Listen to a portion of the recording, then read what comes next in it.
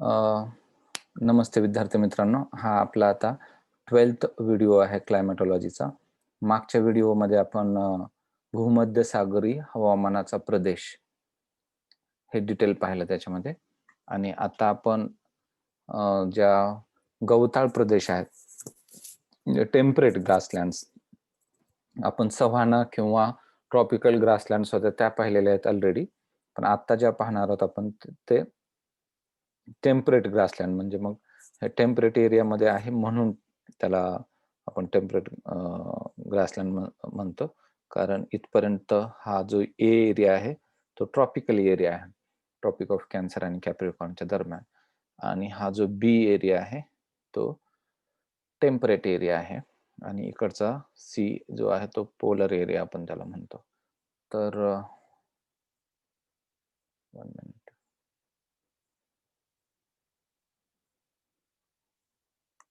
Okay. तर आणि याच्यामध्येही आपण वार्म टेम्परेट असा एरिया बघतो. इथल्या ज्या ग्रासलँड आहेत त्या टेम्परेट ग्रासलँड्स किंवा गवताळ प्रदेश आहेत. आणि ह्या ज्या ग्रासलँड होत्या त्या ट्रॉपिकल ग्रासलँड होत्या, जे की सव्हाना किंवा सुडान असं आपण म्हटलं होतं. मग आतापर्यंत आपण जे पाहिलंय त्याच्यामध्ये हे 200 सेंटीमीटर रेनफॉल वाले, इथे 175 आणि 150 सेंटीमीटर वाले, 75 सेंटीमीटर अवरेज, 10 ते 15, 80 सेंटीमीटर असं साधारण आपण आतापर्यंतचा प्रवास राहिलेला आहे. तर हे जो आहे तो कॉन्टिनेंटल क्लायमेट आहे. मधले जे असतात कॉन्टिनेंटच्या, त्याला कॉन्टिनेंटल क्लायमेट म्हणतात किंवा कॉन्टिनेंटल प्लेसेस. आणि जे समुद्राच्या बाजूनी असतात कोस्टला, त्याला मरीन किंवा कोस्टल असं आपण म्हणू शकतो. आणि म्हणून याला हे टेम्परेट आहे, कारण ट्रॉपिकच्या बाहेर, ह्या एच्या बाहेर आहे म्हणून याला टेम्परेट. कॉन्टिनेंटल सेंटरला आहे म्हणून कॉन्टिनेंटल. मग टेम्परेट कॉन्टिनेंटल क्लायमेट असं याला आपण म्हणू शकतो. यालाच स्टेप टाईप पण म्हणतात. म्हणजे एशियामध्ये ह्या ग्रासलँड्सला स्टेप्स म्हणतात, ह्या गवताळ प्रदेशला. मग वेगवेगळ्या ठिकाणी वेगवेगळ्या नावानं पण ओळखलं जातं. बऱ्याच वेळा आपण शाळेपासून ऐकत आलेलं असणार आहे हे प्रेरीज म्हणतात, तिथे स्टेप्स म्हणतात. काही ठिकाणी छोटे छोटे पण अजून असे, हंगेरीमध्ये पुस्ताज आहे किंवा मंचुरिया म्हणून चायनामध्ये, हे पंपाज आहेत अर्जेंटिना किंवा आसपासच्या एरियामध्ये, किंवा वेल्ड म्हणतात साऊथ आफ्रिकेमध्ये, डाऊन्स म्हणतात आपल्या ऑस्ट्रेलियामध्ये. तर अशा प्रकारचे हे जे ग्रासलँड्स आहेत तर ते कशामुळे तयार होतात आणि तिथलं कसं क्लायमेट असतं किंवा काय वगैरे, ह्या गोष्टी आपण आताच्या ह्या सेशनमध्ये पाहूया. तर जे डिस्ट्रीब्युशन कुठे कुठे असणार आहे, तर साधारण त्याच 30 ते 40-45च्या मध्ये, पण मध्यभागी कॉन्टिनेंटच्या. These regions are located in the interiors of continent, म्हणजे आतल्या साईड कॉन्टिनेंटच्या. आणि ते 30 ते 45 डिग्री नॉर्थ किंवा साऊथ लॅटिट्यूड्सच्या ह्या दरम्यान त्यांचं लोकेशन आहे. आणि ह्यांचे जर नाव बघितलं तर नॉर्थ अमेरिकामध्ये म्हणजे कॅनडा आणि USA ची बाउंड्री, वरती कॅनडा असतं, खाली USA असतं, तर तो मिळून एरिया आहे हा जो ब्लॅक दाखवलाय तो. त्याला प्रेरी म्हणतो आपण. आणि रॉकीज माउंटनच्या ईस्टला असतात हे.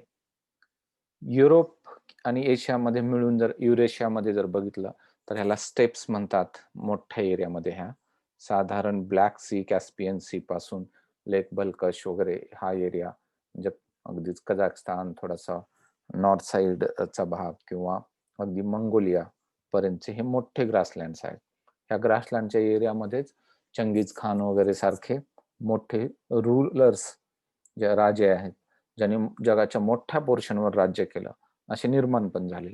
मोठ्या प्रमाणात घोडे जे आहेत, तर ह्या अशा ग्रासलँडच्याच मध्ये चांगल्या स्पेसिस ज्या आहेत त्या तिथे तयार झाल्याचंही दिसून येतं. हंगेरी म्हणून जे देश आहे युरोपमध्ये, त्याच्या सगळ्या बाजूनी बऱ्यापैकी डोंगराळ भाग आहे, पण इथे हंगेरीमध्ये लो प्लेन्स आहेत ते. आणि तिथल्या ज्या ग्रासलँड्स आहेत त्याला पुस्ताज असं म्हणतात.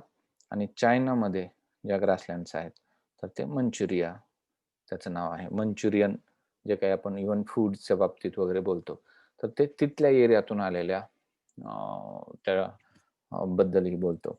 खरं तर आता हे ग्रासलँड्स म्हणजे तिथं काही ठिकाणी ग्रास आत्ता पण असू शकतं नॅचरली जर सोडलं तर. पण मानवाने काही ठिकाणी, बऱ्याच ठिकाणी तिथं ते ग्रासलँड नॅचरली येऊ शकतं. तेवढा पाऊस, तेवढी थंडी तिथे आहे. तर गहू क्रॉप येण्यासाठी व्हीट ते आयडियल आहे क्लायमेट आणि म्हणून ते ग्रासेस काढून ऑब्व्हियसली तिथं गहू पेरलेलं पण आहे आणि म्हणून गव्हाचे मोठे प्रदेश जे आहेत जगातले, तर ह्या ग्रासलँडच्या एरियातच म्हणजे प्रायरीज, स्टेप्स वगैरे ह्या एरियात दिसतात आणि ह्या एरियाला त्यामुळेच ग्रेनरीज ऑफ द वर्ल्ड म्हणजे हे धान्याचे कोठार आहे, असं म्हटलं जातं. जसं आपण इक्वेटोरियल क्लायमेटला, रेन फॉरेस्टला आपण लंग्स ऑफ द वर्ल्ड म्हटलं किंवा मेडिटेरियनला ऑर्चर्ड्स ऑफ द वर्ल्ड किंवा बगीचा. तसं हे ग्रेनरीज ऑफ द वर्ल्ड, धान्याचे कोठार असं आपण ह्याला म्हणतो. अर्जेंटिना, उरुग्वे ह्या ठिकाणी साऊथ अमेरिकेमध्ये याला पॅम्पास म्हणतात. जसं ट्रॉपिकल ग्रासलँडला साऊथ अमेरिकेमध्ये लानोज आणि कॅम्पोस असं बोललं होतं. ट्रॉपिकल ग्रासलँडला. ह्या टेम्परेट बद्दल चाललंय तर ते पॅम्पास नाव आहे. त्याच्यात कन्फ्यूज नका होऊ त्याच्या बरोबर म्हणून मी हे सांगितलं. आणि तुमच्या साऊथ आफ्रिकेमध्ये म्हणजे हे प्रेटोरिया किंवा जोहान्सबर्ग, ट्रान्सवाल म्हणून एक रिजन आहे तिथं वाल नदीच्या आसपासचा. तर ह्या सगळ्या रिजनमध्ये जी ग्रासलँड आहे त्याला वेल्ट ग्रासलँड असं बोललं जातं. आणि साऊथ म्हणजे ऑस्ट्रेलियामध्ये ह्या साऊथ साईडला मरे आणि डार्लिंग नावाच्या 2 रिव्हर्स आहेत तिथल्या प्रॉमिनंट रिव्हर. त्या दोन्ही एकत्र येतात. तर त्या एरियामध्ये जो काही ज्या ग्रासलँड्स आहेत त्याला डाउन्स असं म्हटलं जातं. तर हे बऱ्याच वेळा विचारलेलं आहे. अगदी लहानपणापासून ऐकत पण आलोय आपण. ह्या ग्रासलँड्स आहेत अशा. वेल जे आहे ते नॉर्थ वेस्ट ऑफ ड्रॅकन्सबर्ग इथे ड्रॅकन्सबर्ग नावाची माउंटन रेंज आहे. त्याच्या बाजूला ते आहे आणि त्याच्या जर वेस्टला जर गेलात तुम्ही वेल्सच्या, तर मग कालाहारी डेझर्टच लागतं बोट्स्वानाचं. तर त्यामुळं ते असं बाउंड्रीवर असलेला तो भाग आहे आणि हंगेरीमध्ये ह्याच ग्रासलँडला पुछताज म्हणून पण ओळखलं जातं.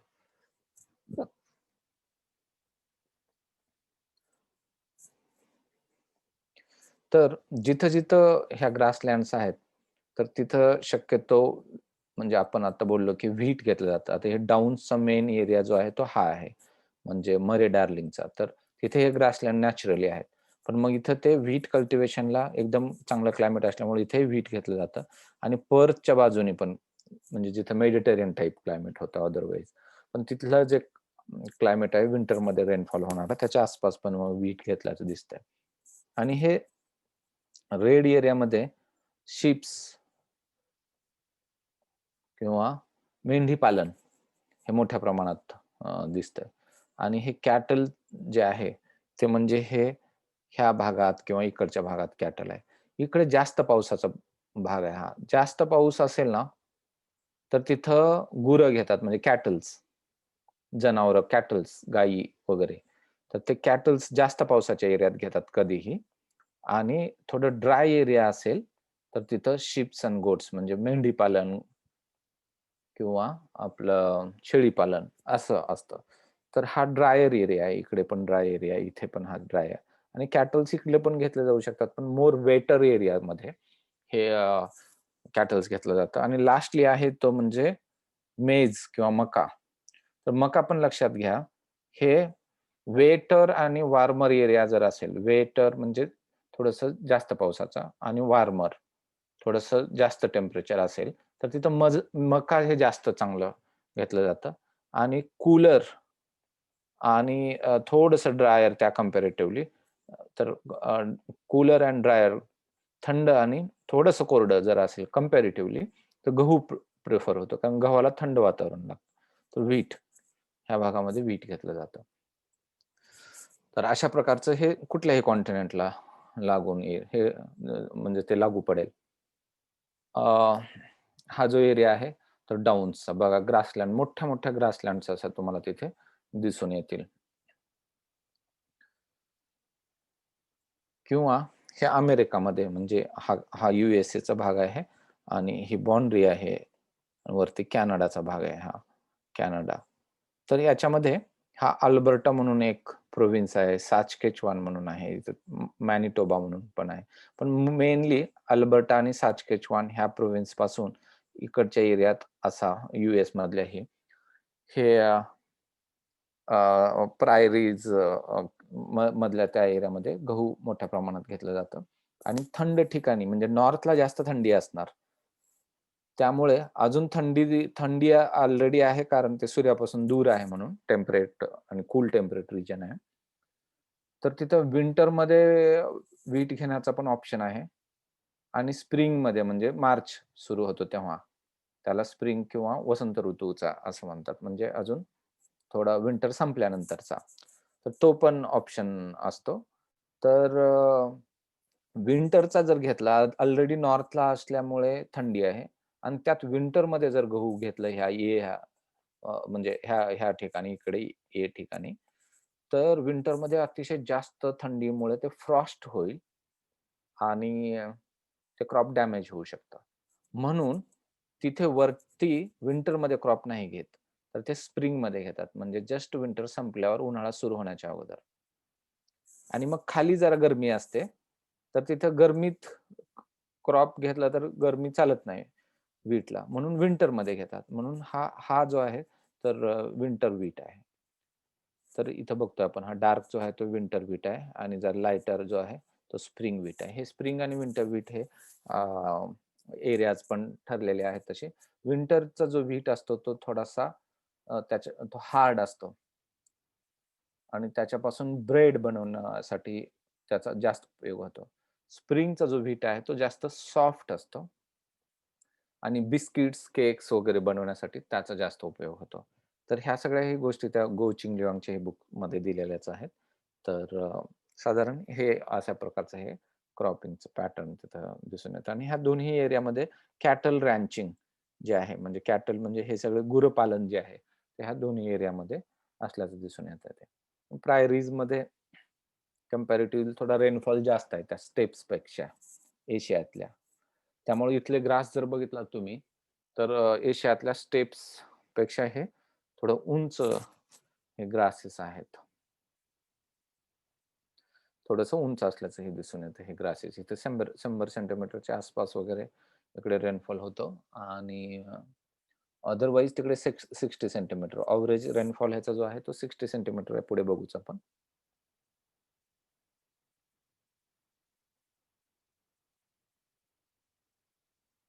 मोस्टली 50 सेंटीमीटर असा होते. आपण बघूच पुढे. तर पुढे हे साऊथ अमेरिका. तर साऊथ अमेरिकेमध्ये अगेन जे व्हीट आहे, तो जो एरिया आहे तो कॉन्सन्ट्रेशन व्हीटचा, तर तो ह्या एरियात आहे इकडे. तर खरं तर तुम्ही जर बघितलं, इथं बाहिया ब्लांका म्हणून एक प्लेस आहे. इथं रोजेरिओ म्हणून एक प्लेस आहे आणि तसं हे मॉन्टेव्हिडिओ. तर ह्या तिघांचं जर असं हे केलं, तर एक असा ट्रायंगल तयार होतो. हा ट्रायंगल तयार होतो असा. आणि ह्याला तो चंद्राकोर आहे ना, चंद्रकोर. चंद्रकोरला इंग्लिशमध्ये क्रिसेंट म्हणतात, क्रिसेंट. आणि हा जो एरिया आहे, मॉन्टेव्हिडिओ, बाहिया ब्लांका आणि याचा रोजारिओ, तर त्याला व्हीट म्हणजे गव्हाचा क्रिसेंट, व्हीट क्रिसेंट म्हणूनच ओळखलं जातं. कारण तो तसा तिथं व्हीटसाठी जास्त इम्पॉर्टंट आहे. तोच पामपासचा एरिया आहे. आणि जर तुम्ही पुढे बघितलात आता कॅटल, तर थोडासा वरच्या नॉर्थ साइडला जर बघितला तर जास्त पावसाचा भाग आहे. म्हणून कॅटल्स घेतले जातील. आणि हा पॅटागोनिया डेझर्ट मागच्याच वेळी बघितला आपण. तर तो पॅटागोनिया डेझर्ट म्हणजे ड्राय असणार. तर तिथे शीप्स आणि मेनली शीप कल्टिव्हेशन किंवा रिअरिंग शीपचं होईल इथे. आणि मग जसं गहू बघितलं की आपण, हे कोल्ड एरियात म्हणजे आता हा नॉर्थला इक्वेटर आहे विषुववृत्त, म्हणजे इकडे जास्त वार्म आहे आणि इकडं कूल साऊथला आहे ह्या भागात, कारण साऊथ हेमिस्फिअर मध्ये पाहतोय आपण म्हणून. तर म्हणून मग मेजचा एरिया हा जास्त इकडे गरमीचा, म्हणजे waiter and warmer, waiter and hotter किंवा वेटर अँड वॉर्मर हा वरचा एरिया आहे आणि हा कूलर अँड ड्रायर हा वीटचा एरिया आहे. किंवा वेटर अँड वॉर्मरला कॅटल आणि कूलर अँड ड्रायरला शीप्स, हे असं ठरलेलंच आहे, प्रत्येक ठिकाणीच बघतोय आपण. तर इथे सुद्धा तशा प्रकारे आहे. आणि पॅटागोनियामध्ये त्या थोडा डेझर्ट म्हणजे कमी ट्रीलेस आहे ते. कमी ट्रीज आहेत. गवत जास्त आहे. कोल्ड आहे ते. तसा तो डेझर्ट कारण आपल्या हॉट डेझर्ट सारखा डेझर्ट नाहीये. तो कोल्ड एरियामध्ये आहे. मग ग्रासेस आहेत तिथे आणि म्हणून तिथं शीप्स हे मोठ्या प्रमाणात होतात.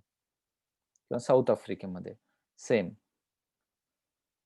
तर व्हीट जर बघितला तर कूल एरिया, मग हा साऊथ आफ्रिकेमधला केपटाऊन किंवा त्याच्या आसपासचा एरिया जो आहे तर तिथं जास्त व्हीट होतं, कारण हा कूल एरिया आहे. आता हा असा जेवढं खाली येऊ तेवढं इक्वेटर पासून दूर असू आणि म्हणून कूलर कंडिशन असणार. तसं इथं मेडिटेरियन टाईप क्लायमेट आहे, परंतु थंडी आणि बाकी पोषक वातावरण हे व्हीटला असल्यामुळे तिथे व्हीट होतं. आणि शिप जे आहेत ते ह्या ट्रान्सवाल रिजनमध्ये, जिथं की आपलं वेल्ड नावाची आपली ग्रासलँड आपण पाहिली, तर त्या ठिकाणी मोठ्या प्रमाणात शिप रेअरिंग होते. इथं मेरिनो शिप तुम्ही पण ऐकला असणार आहे साऊथ आफ्रिकेमधले, आणि ते वूल पण त्याच्यापासून काढण्यासाठी त्याचा उपयोग होतो. आणि आता कॅटल बघितलं तर कोस्टला जरा जास्त पाऊस असतो ना, तर वार्मर अँड वेटर एरियामध्ये कॅटल घेणार, गुरं. आणि मेज पण तशाच प्रकारे ह्या ठिकाणी सुद्धा दिसून येतं. म्हणजे सगळ्याच ठिकाणी त्या लॉजिकने कुठे मेज घेणार किंवा कुठे कॅटल्स, कुठे शिप्स हे लक्षात येतं. हे वेल्ड गवताळ प्रदेश अशा प्रकारचा दिसतो तिथे.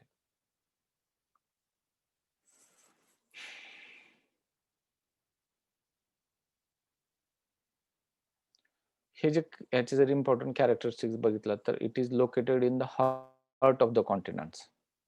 एक्स्ट्रीम टेम्परेचर आहेत. मग हार्ट म्हणजे सेंटरला असेल, समुद्रापासून जेवढं दूर असेल एखादं प्लेस, तर तिथे क्लायमॅटिक कंडिशन्स ह्या एक्स्ट्रीम असतात.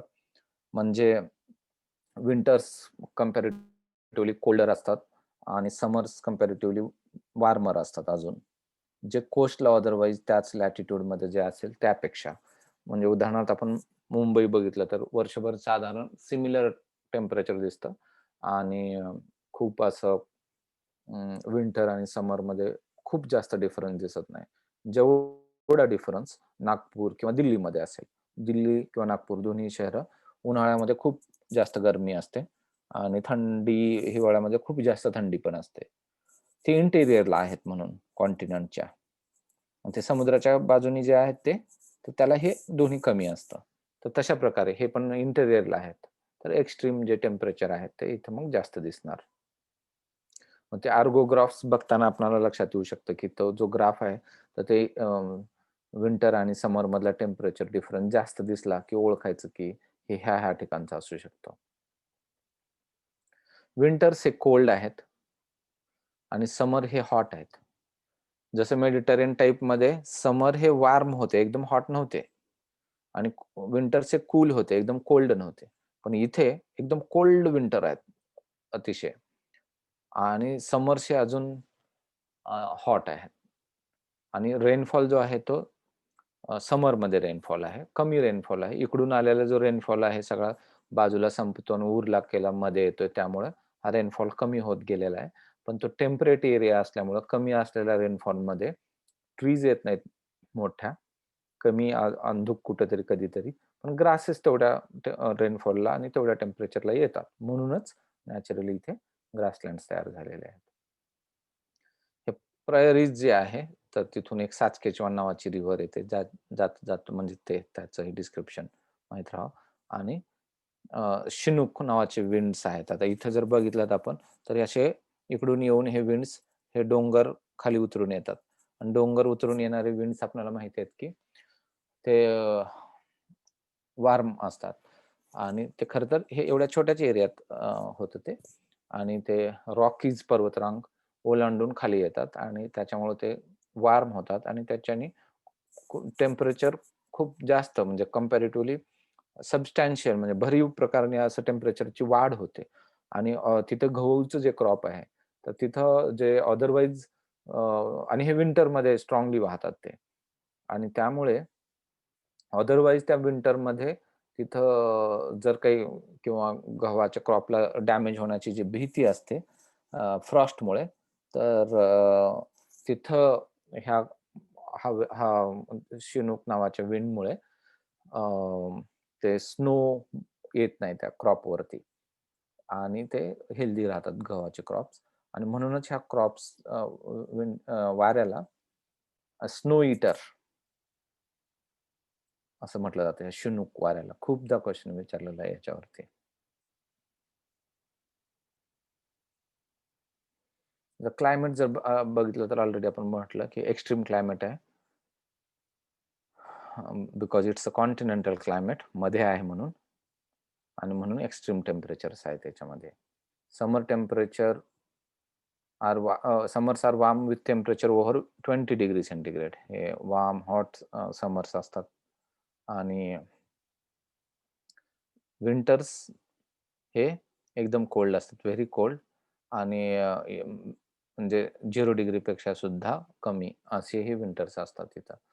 Daily range of temperature is also आहे, म्हणजे रात्रीचं टेम्परेचर म्हणजे पहाटे पहाटेचं आणि दुपारचं याची सुद्धा रेंज खूप जास्त असते. म्हणजे पहाटे एकदम कमी टेम्परेचर आणि दुपारी अजून हायर साईडला टेम्परेचर, असं प्रकारचं ते टेम्परेचर डिफरन्सेस आहेत. इथला रेनफॉल जो आहे ना तो कन्व्हेक्शनल आहे.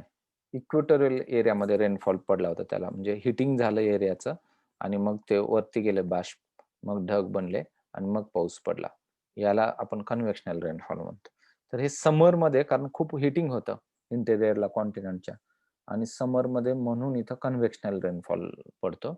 आणि in winter snow or rain false. काही ठिकाणी स्नो पण पडतो विंटरमध्ये, आणि थोडाफार रेन जो असतो विंटरमध्ये तिकडे मेडिटेरियन तिकडच्या एरियामध्ये. जे काही सायक्लॉन्स तयार होतात ते थोडे उरले सुरले पुढे आले तर ते येऊन इथं त्याच्यामुळे पाऊस पडतो. हे डिप्रेशन म्हणजे तेच. But it is always less than summer rainfall. म्हणजे विंटरमध्ये कमी राहतो कम्पॅरेटिव्हली, जो काय आहे तो समरमध्येच पडतो इथे. आणि in southern hemisphere rainfall in summer is more as compared to the northern hemisphere owing to the presence of warm oceanic currents. समर मध्ये साऊथ हेमिस्फिअरचे जर प्लेसेस पाहिले तर तिथे जरा जास्त पाऊस आहे नॉर्थ हेमिस्फिअर पेक्षा, कारण तुम्ही बघा तिथून समुद्र जवळ आहे. ह्या ग्रासलँडला वेल्ड असेल, पॅम्पास असेल, डाऊन्स असतील, त्यांना समुद्र कम्पॅरेटिव्हली जवळ आहे स्टेप्स प्रायरीज पेक्षा, आणि म्हणून इथं रेनफॉल हा जास्त प्रमाणात असल्याचं दिसून येईल. आणि ओव्हरऑल रेनफॉल जो आहे तो 35 ते 70च्या दरम्यान असतो तसा, पण आपण इथं अवरेज एक 50 पकडू याचं, कारण अगेन कोणाचं जास्त कोणाचं कमी अवरेज हे आपल्याला ते कमी जास्त लावता यावं, डिक्रीजिंग ऑर्डर इन्क्रीजिंग ऑर्डर म्हणून. Mainly in summer this rainfall is mainly in summer. काही काही ठिकाणी वर्षभर पण पाऊस पडल्याचं दिसून येतं. टेम्परेचरची जर रेंज पाहिली इथल्या ग्रासलँडची, तर अॅन्युअल रेंज जी आहे काही ठिकाणी 5 ते 5 degree centigrade on lower side, 20 degree on the higher side, 15 डिग्रीचा डिफरन्स. काही ठिकाणी 10 on the lower, 20 on the higher, 10 डिग्रीचा फरक, किंवा अगदी काही ठिकाणी 0 विंटर मधलं आणि 20 डिग्री हे समर मधलं, आणि त्याचा जो फरक आहे तो 20 डिग्री पर्यंतचा. तर असं वेगवेगळ्या ठिकाणीच असे दिसून येतात. तर बऱ्यापैकी एक्स्ट्रीम ते क्लायमेट दिसून येईल, म्हणजे 0 पण आहे, 20 पण आहे वगैरे. आणि 20 डिग्री प्लस सुद्धा समर मध्ये जाताना दिसतंय, त्याच्यापेक्षा जास्त सुद्धा काही ठिकाणी कॉन्टिनेंट नॉर्थ हेमिस्फिअर मध्ये पर्टिक्युलरली. आता व्हेजिटेशन म्हणजे forest, grasslands are treeless grasslands आहेत. तिथे झाड झुडपं कमी आणि ग्रासेस जास्त आहेत. They vary in appearance and quality of grass. तर क्वालिटी ऑफ ग्रास जे आहे ते वेगवेगळ्या ठिकाणी वेगवेगळी असणार आहे कम्पॅरेटिव्हली. आणि थोडं चेंज झालं सीझन मध्ये तर ते पण म्हणजे विंटर मध्ये थोडं ग्रासेस वेगळे असणार, थोडं समर मध्ये वेगळे असणार, कसा पाऊस आणि कसा आहे त्याच्यानुसार. पण हे ग्रासेस जे आहेत हे नक्की आहे की हे सॉफ्ट आणि न्यूट्रिटिव्ह आहेत. सव्हाना मधले ग्रासेस हे कोर्स होते, सॉफ्ट नाही, आणि कमी न्यूट्रिटिव्ह होते ते. पण मग इथे जास्त हे सॉफ्ट आणि न्यूट्रिटिव्ह आहेत, म्हणून तर मग इथे हे ॲनिमल किंवा कॅटल रिअरिंगला फेवरेबल आहेत. तेच आपण सव्हानामध्ये वगैरे बघितलं होतं. तिथं वाईल्ड ॲनिमल्स जास्त होते. Temperate grasslands lie in westerly wind belt, but they are so remote from the maritime influence that the grasslands are practically treeless. म्हणजे ते पश्चिमी वाऱ्याच्या दिशेत आहेत, ते वारे इकडून येणारे जे आहेत पश्चिमी त्याच्या दिशेत आहेत. पण कोस्ट पासून इतक्या दूर आहे त्या ग्रासलँड्स आत, की ते जे काही वारे मग त्याच्याबरोबर येणारं मॉइश्चर होतं, तर ते ऑलरेडी पाऊस पडून जातो आणि कमी मॉइश्चर पुढे येतं आणि म्हणूनच ह्या ठिकाणी झाड झुडपं नाही आहेत आणि ग्रासेस आहेत. म्हणजे मेरीटाईम इन्फ्लुएन्स ज्याला म्हणतो आपण, समुद्राचा इन्फ्लुएन्स त्याच्यापासून खूप दूर आहे ते. म्हणूनच झाडं नाही आहेत आणि डायरेक्ट ग्रासेस आहेत. म्हणजे ते स्पेसिस व्हेजिटेशनच्या म्हणजे असं झाडच नाही आहेत, तर मग आता स्पेसिस काय सांगणार. पण हे ग्रासेसच्याच वेगवेगळ्या काही टॉल ग्रासेस आहेत प्रायरीजमध्ये, बाकी ठिकाणी शॉर्ट आहेत. स्टेप्समध्ये एकदम शॉर्ट ग्रासेस आहेत. आपण जमलं तर व्हिडिओ पण पाहू त्याचा किंवा पण मग ते शॉर्ट ग्रासेस आहेत तिथले. मग इथे ॲनिमल्स जर म्हणालात तर हे बायसन प्रायरीजमध्ये वगैरे असे हे काय म्हणतात त्याला, म्हणजे कॅटल फॅमिली मधला गवे. तर हे अशा प्रकारे गवा आहे हे. किंवा डॉग्स मध्ये डिंगो डॉग्स किंवा काही ठिकाणी वाईल्ड बफॅलोज, म्हशी ज्या वाईल्ड आहेत त्या, तसे हे म्हणजे नॉर्मल रुटीन त्यांचे. अँटिलोप्स म्हणजे हे डिअर्स वगैरे किंवा हरिण वगैरे ग्रुप मधला अँटिलोप्स, तर अशा प्रकारे आहेत. किंवा रॅबिट्स आहेत तिथे. तर अशा प्रकारचे हे अॅनिमल्स दिसून येतात. आता लाईफ इथं कसं आहे, लोकांचं काय करतात काय नाही याचा जर आपण विचार केला तर तुमच्या लक्षात येईल की इथे these grasslands have been plowed up for extensive and mechanized wheat cultivation. मोठ्या प्रमाणामध्ये ह्या ग्रासलँडला काही ग्रास उगवतच बसले नाहीत ते, तर ते नांगरून तिथं गहू पेरण्यासाठी ते सगळी जमीन यूज होते आता. आणि इथे मेकॅनाइज्ड ॲग्रिकल्चरचं हे बेस्ट एक्झाम्पल्स आहेत. म्हणजे कमीत कमी लोक इन्व्हॉल्व राहणार, जास्तीत जास्त मशिनरी यूज होते. कारण आता USA मध्ये तर एकाच्या नावावर 600-700 एकर पासून 40,000 एकर्स पर्यंत लँड्स आहेत ओनरशिप. त्यामुळं सगळं असं छोटं ते एकट्या हाताने किंवा काय असं होऊ शकत नाही. आणि म्हणून सगळं मशीननं केलं जातं तिथं. मेकॅनाइज्ड ॲग्रिकल्चरचं मग बेस्ट एक्झाम्पल हे प्रायरीज वगैरे राहिलेलं. आणि ह्यालाच आपण they are called granaries of the world. इतकं मोठ्या प्रमाणात व्हीट इथं हे होतं प्रोडक्शन, की त्याला धान्याचं कोठार असं म्हटलं जातं. Per hectare yield of wheat in temperate grassland is low as compared to the areas where it is intensively cultivated. म्हणजे आता तुम्ही युरोपचा वगैरे विचार केला गहू कल्टिव्हेट होण्याचा, म्हणजे फ्रान्समध्ये वगैरेही गहू होतो. युरोपमध्ये बऱ्याच ठिकाणी म्हणजे ह्या स्टेप्स रिजनच्या बाहेर, तर ब्रिटिश टाइप क्लायमेट म्हणतो आपण त्याला, तिथेही गहू होतो.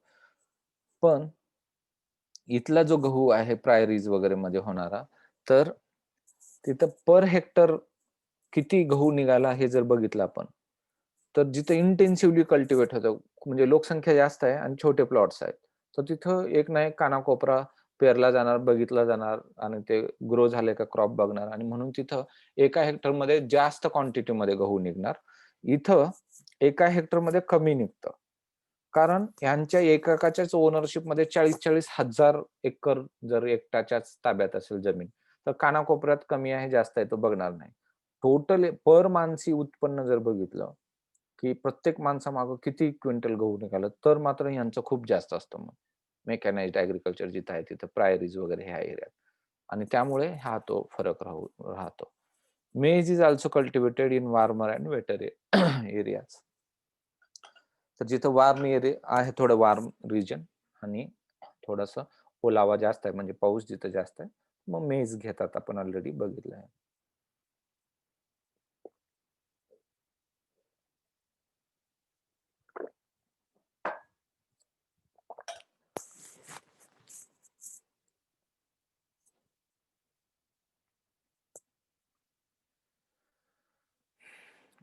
these grasslands have been sorry.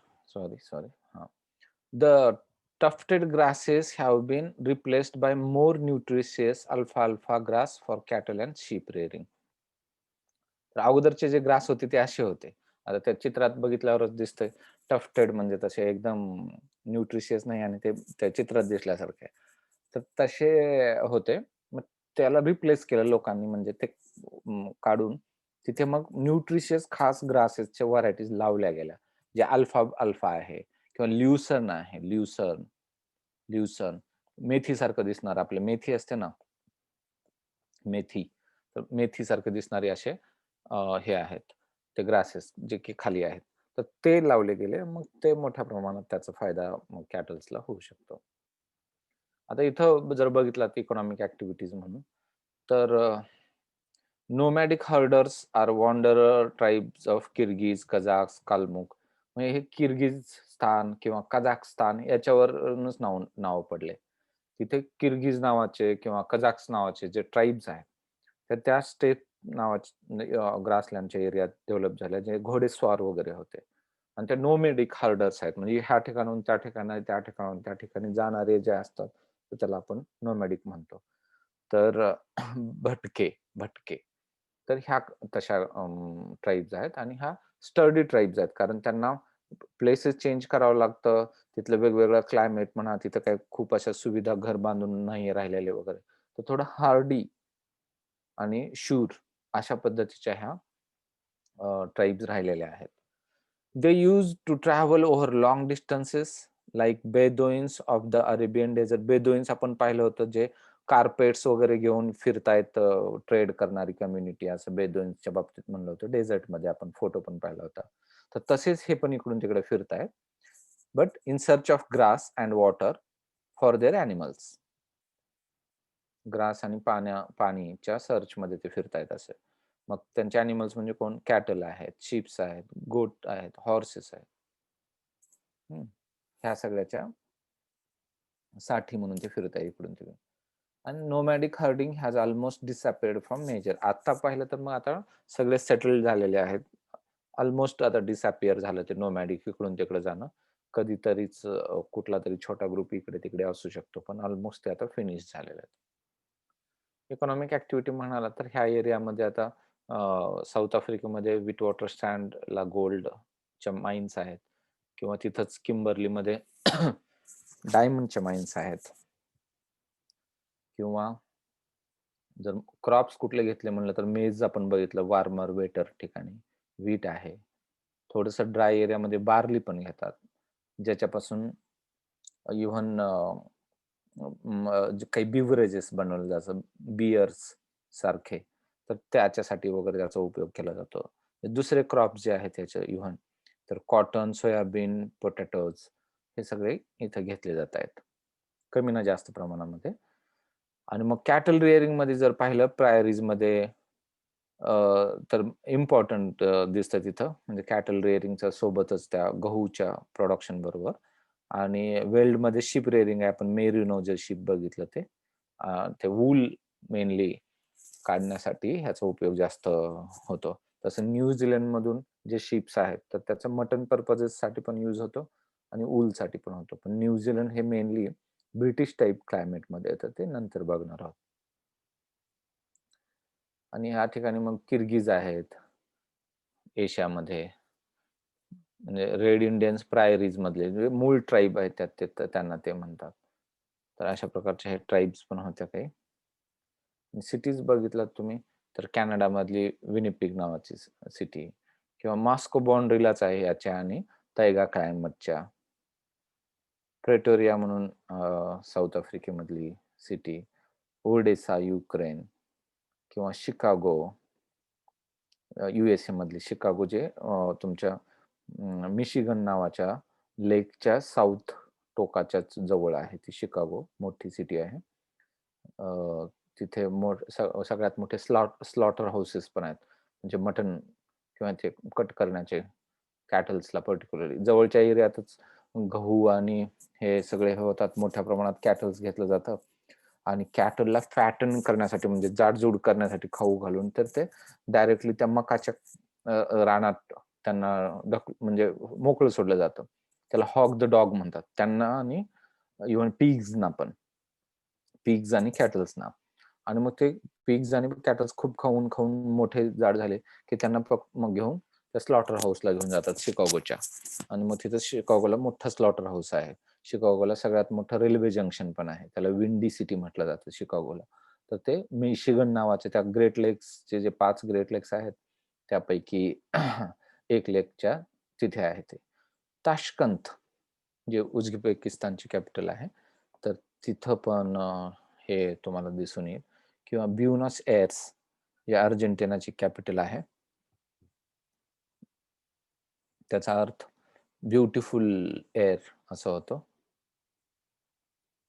तर ती सिटी पण तिथे पॅम्पास नावाच्या ज्या ग्रासलँड्स आहेत, तर त्यामुळे तो एरिया पण आहे. जोहान्सबर्ग साऊथ आफ्रिकेमधली सिटी. तर हे सगळ्या ज्या सिटीज आहेत सगळ्या इम्पॉर्टंट तिथल्या. किंबर्ली डायमंड जिथं आहे ते निघतं ते. तर ह्या सगळ्या सिटीज ज्या आहेत त्या ग्रासलँड असलेल्या ह्या सिटीज आहेत. शिकागो अशी दिसते, रेल्वेज वगैरे. ही जोहान्सबर्ग पण अशी सुंदर दिसणारी सिटी आहे ही.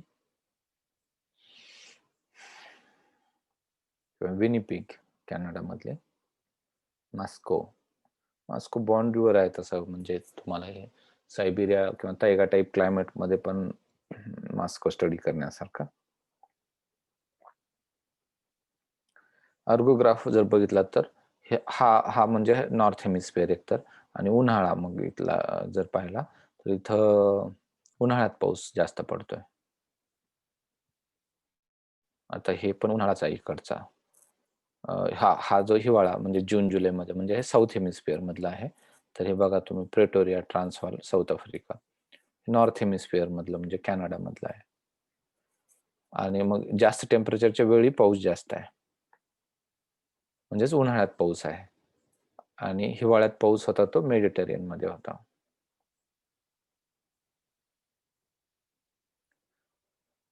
हे असे कुठला area spring wheat, winter wheat, रॅन्चिंगचा आहे हे आपण पाहिलंय. कुठे व्हीट घेतलं जातं, कुठं कॅटल. ह्याच्यात लॉजिक आहे. शीप हे ड्राय एरियामध्ये जसं आपण बोललो ते, कॅटल हे वेट एरियामध्ये, थोडंसं वार्म एरियामध्ये, व्हीट हे कूल एरियामध्ये, मेज हे थोडंसं वेट आणि वार्म एरियामध्ये, असे ते ठरलेलंच आहे. मग तो आपल्याला आतापर्यंत क्लायमेट सगळं शिकलोय, कुठला एरिया वार्म असणार, कुठला कूल असणार, कुठे पाऊस पडणार नाही, हे हळूहळू कळत चाललंय. त्यामुळे आपल्याला सहजच कुठला क्रॉप कुठे घेतला जाईल हे गेस करू शकतो. तसंच ही वाल नावाची रिव्हर आहे, आणि वालच्या आसपासचा एरिया जो आहे तो ट्रान्सवाल नावानं तिथे एक प्रोव्हिन्स आहे, ट्रान्सवाल. त्या एरियात मग तुम्हाला हे क्रॉप्स आणि हे दिसेल बेल्ट, डाऊन्स ऑस्ट्रेलिया मधलं. तर असं. तर आता ऑस्ट्रेलियाचं सुरुवातीपासून जर बघितलात तर तुम्ही, हा एरिया होता तर तो मान्सूनचा एरिया होता. इथे रेन फॉरेस्ट नव्हतं, म्हणजे रेन फॉरेस्ट म्हणजे इक्वेटोरियल एरिया नव्हता ऑस्ट्रेलियामध्ये. पण दुसरा जो बघितला मरीन आणि मान्सून, तर इथं मान्सून होता आणि ह्या साईडला मरीन क्लायमेट होते, असं ह्या साधारण ह्या साईड पर्यंत. तिसरा बघितला होता आपण Sudan type.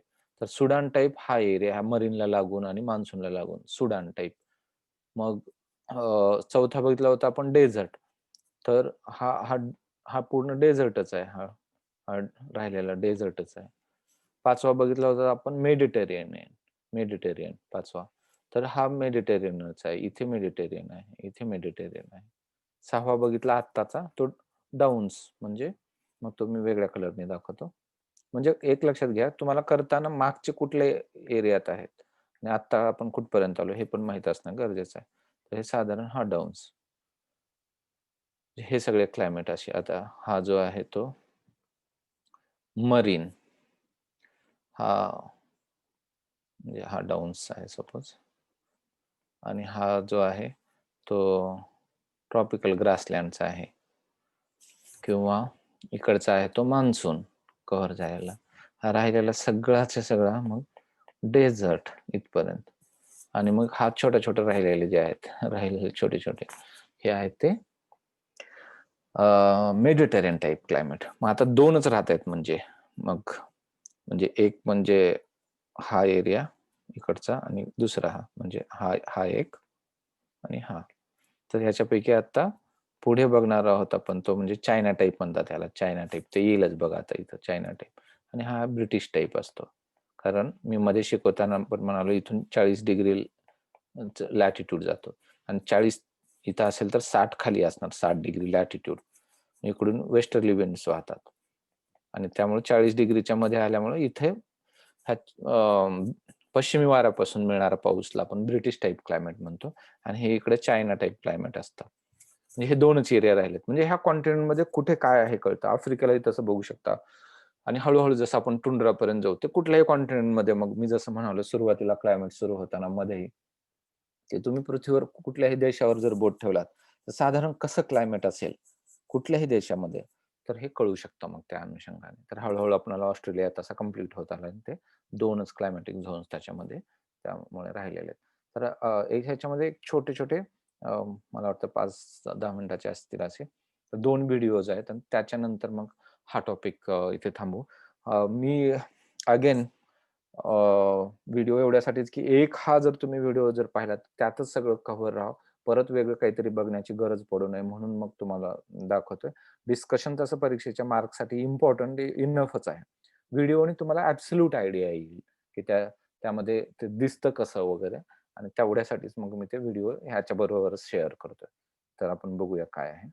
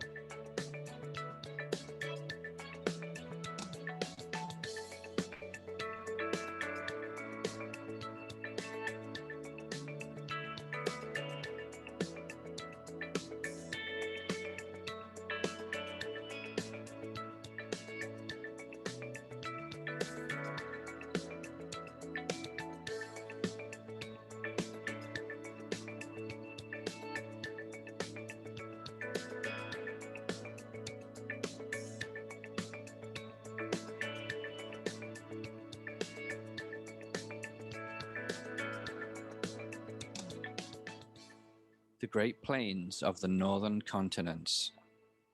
Lands of hot summers, but cold winters. The breadbaskets of the developed world. They are also home to many great cities and are the heartlands for the two largest countries on Earth. In a band encircling the Earth of the mid-latitudes, between the forbidding Arctic north and the deserts and humid plains to the south. These are the lands of the continental climates.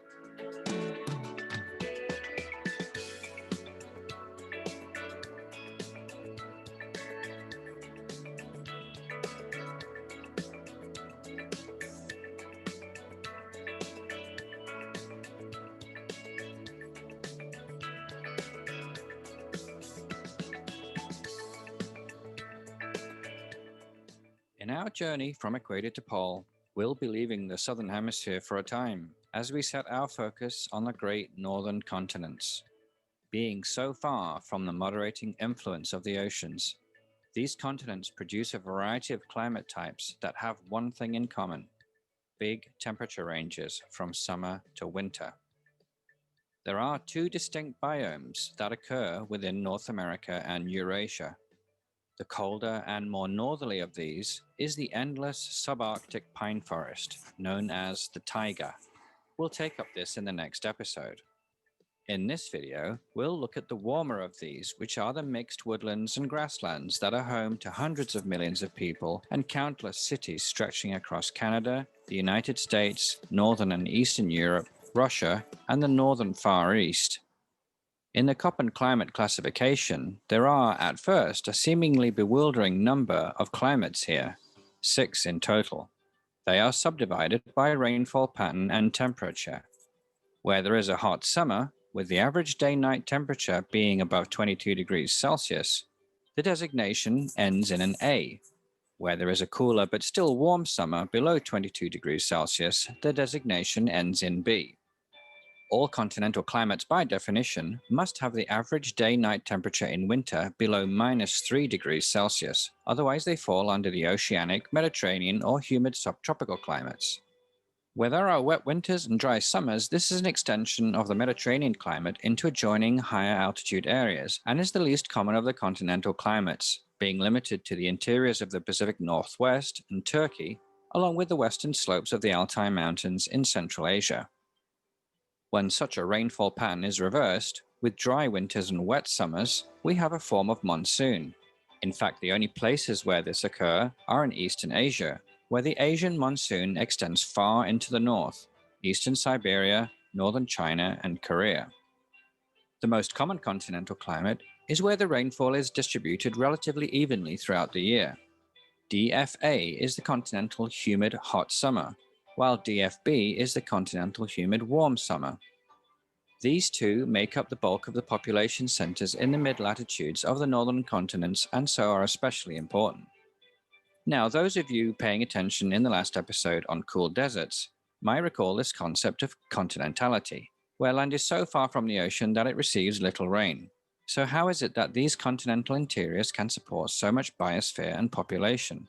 Well, firstly, they are, on the whole, further north than the cool deserts, which reduces evaporation due to a weaker sun, and so for a given amount of rain, more plants can grow.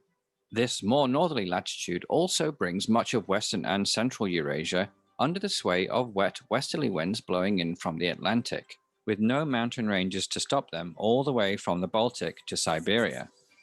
In this way, these areas, mostly of the DFB warm humid summer variant, can be thought of as a continental form of the oceanic climate that we looked at in episode 7. In the case of North America, the moisture from the westerlies is all but blocked by the Rocky Mountains, so much of the rain comes from the humid south. In this respect, this climate can be viewed as a simply colder and drier form of the humid subtropical climate that we looked at in episode 5. As this warm southerly air mixes with the very different colder, drier Arctic air over these areas, it often gives rise to extreme weather events in the form of heavy thunderstorms, tornadoes, and hail.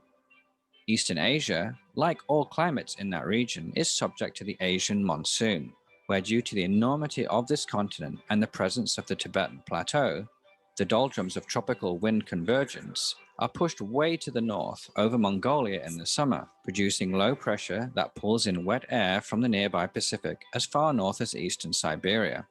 In winter, with high pressure over Mongolia, the wind direction is reversed, with dry air now flowing over northern China, Korea, and eastern Siberia. The result is wet summers and dry winters.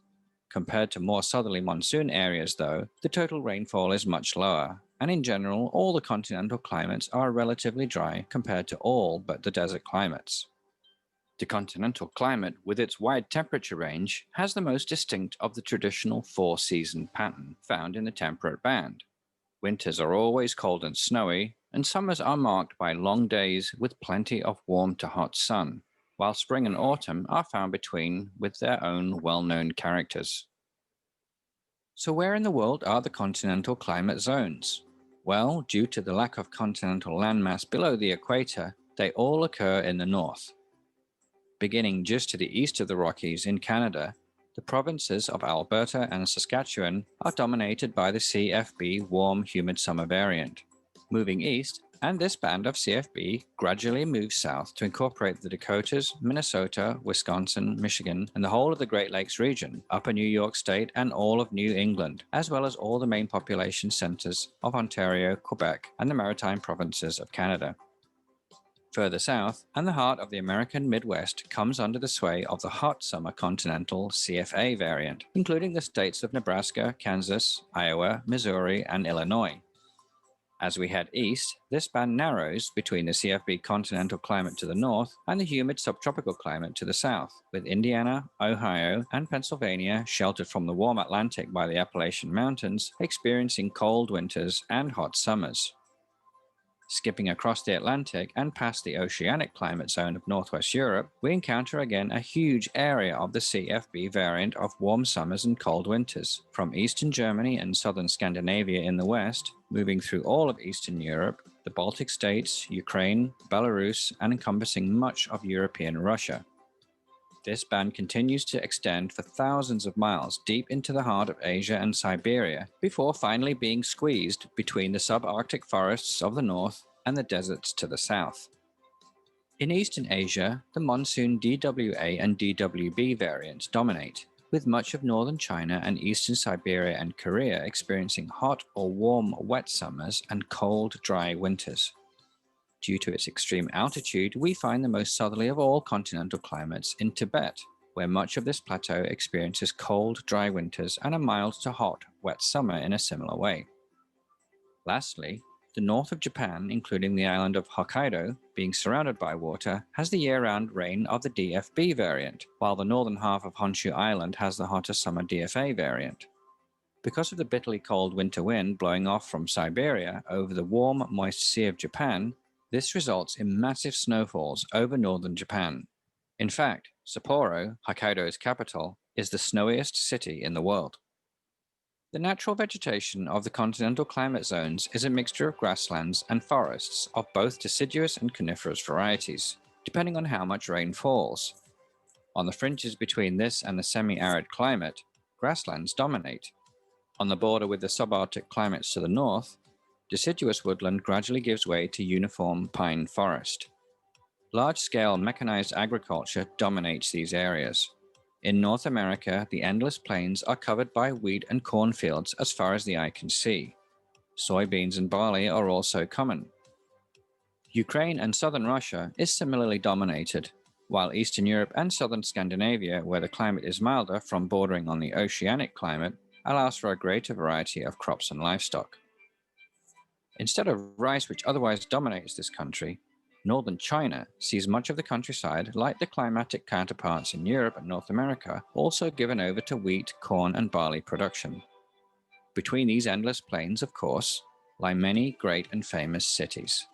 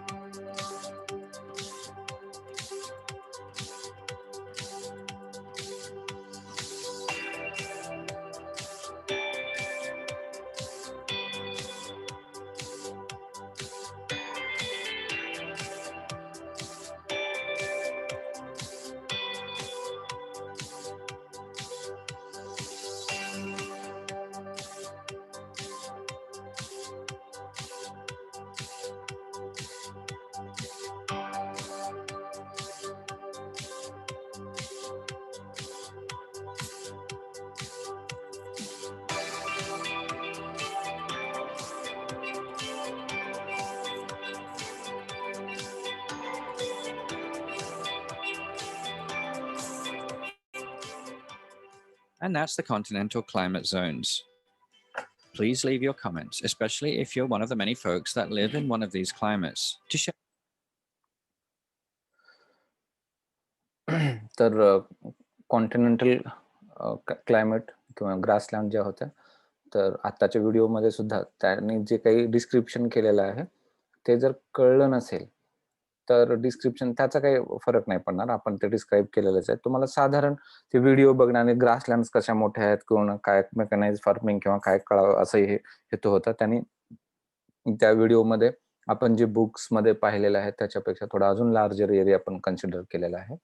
पण from exam point of view मला वाटतं की आपल्या ह्या notes आणि हे गोचिंग लिऑंगच्या बुकमधून ते सफिशियंट आहे असं.